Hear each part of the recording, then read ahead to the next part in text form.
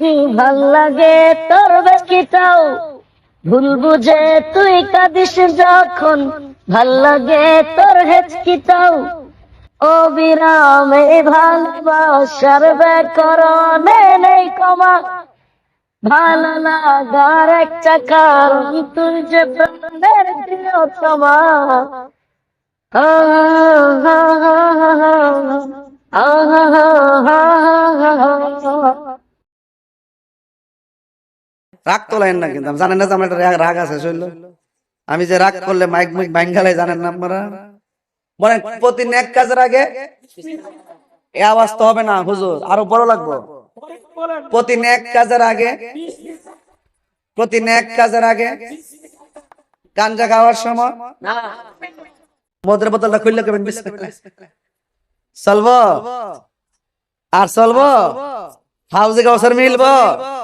এই মুখের ভিতরে মাদক ঢুকাইয়া, এই মুখের ভিতরে ইয়াবা ট্যাবলেট ঢুকাইয়া, এই মুখের ভিতরে বাবা ট্যাবলেট ঢুকাইয়া, এই মুখের ভিতরে গাঞ্জা ঢুকাইয়া, এই মুখের ভিতরে মদ ঢুকাইয়া, সুদ ঢুকাইয়া।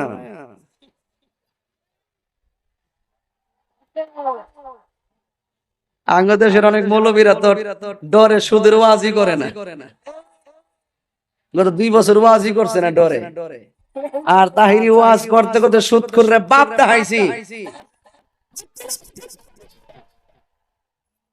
সুদ কি মোল্লা হারাম করছে না আল্লাহ হারাম করছে? এখন মানুষের ডরে কি আমরা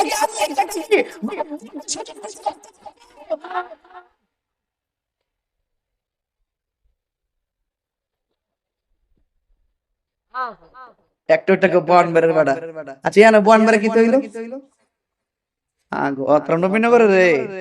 ও এর লাগি তো আঙ্গ দেশের মানুষ তো কলিজা আছে মাশাআল্লাহ। দেখেন না রুমিন বানানা যে কথা কিয়ামত করলো না মোটামুটি একটাই 100 মারহাবা। আরে কথা কইছ না বাবা, অতলা কথা কইছ। যৌক্তিক দাবি আদায়ের লড়াই, হক কথা বলতে গেলে হিম্মত লাগে। আপনি যে কোনো দল করেন হিম্মত রাখবেন, সম্মান পাবেন। কথা কোন ঠিক? তেলবাজি চলবে না, তেলবাজি। রবীন্দ্র বানানা কইছে যে সারা দেশে আমার ব্রাহ্মণবাড়িয়ার গ্যাস সারা দেশে বা, তাই আগে ব্রাহ্মণবাড়িয়া পায় না কেন? এটা যৌক্তিক দাবি, কথা বলেন ঠিক না? যাক, এটা আমার মকসুদ না। মকসুদ হলো আওয়াজ জোরে করতে হবে। আর আপনি যদি গাঞ্জা খাওয়ার সময় যখন বিসমিল্লাহ গাম হইব, ঈমান কি হয়ে যাবে? হারামে কোন আরাম? হারামে কি আরাম আছে?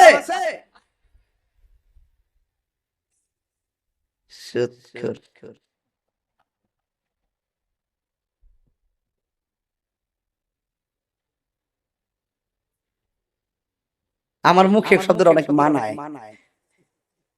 কি হবে বেঁচে থেকে, কি হবে বেঁচে থেকে চলবো? এই পেকুয়ার মানুষ চলবো?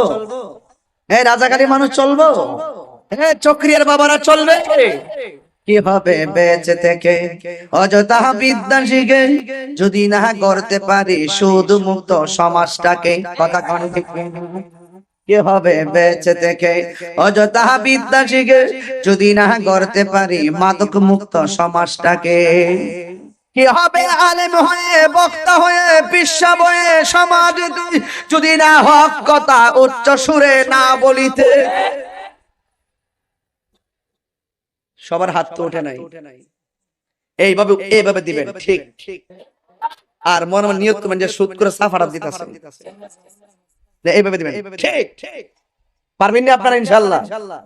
কি হবে আলেম হয়ে, ইমাম সাহেব সমাজ যদি না হক কথা উচ্চ সুরে না বলিতে? চাকরি বই করো যদি ছেড়ে দাওই না গদি, চাকরি বই করো যদি ছেড়ে দাওই না গদি। কি হবে ধোঁকা দিয়ে আল্লাহকে, কি হবে ধোঁকা দিয়ে আল্লাহকে? কি হবে বেঁচে থেকে অযথা বিদ্যা শিখে যদি না করতে পারি মাদক মুক্ত সমাজটাকে?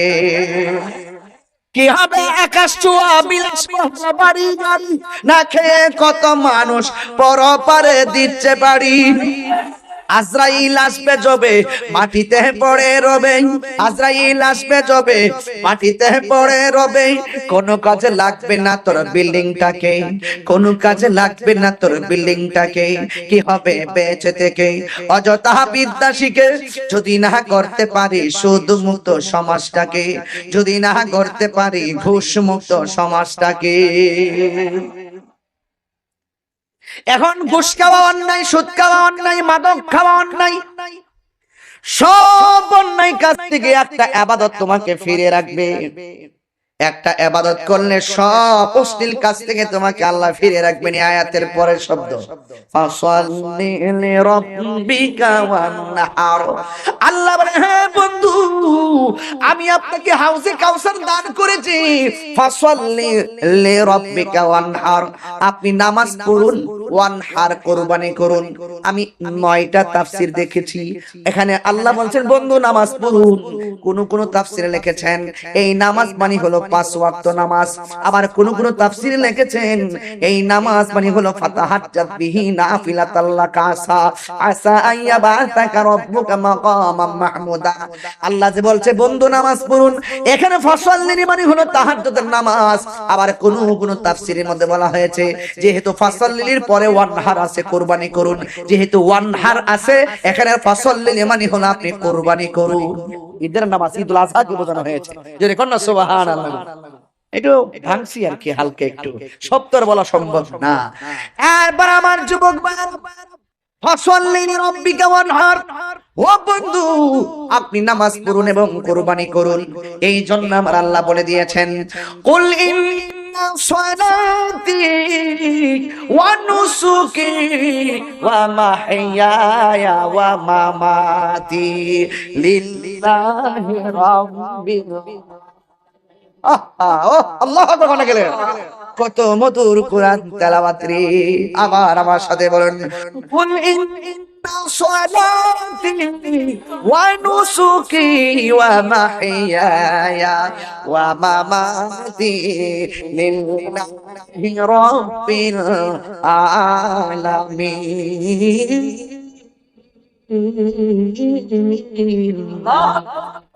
আল্লাহ রাব্বুল আলামিন বলেন হে বন্ধু আপনি বলে দিন, আল্লাহর হাবিব বলেন আমার নামাজ, আমার কুরবানি, আমার জীবন, আমার চলে যাওয়া একজনের জন্য।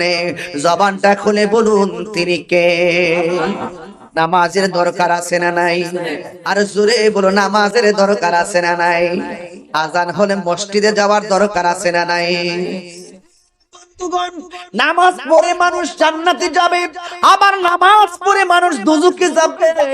আমিলাতুন নাসিবাতুন তাসলা নারান হামিয়া, গাট্টি গাট্টি পরিমাণ আমল করে দোজখের মধ্যে যাবে, একমাত্র নামাজের ব্যাপারে উদাসীন হওয়ার কারণে, লোক দেখানো নামাজি পড়ার কারণে।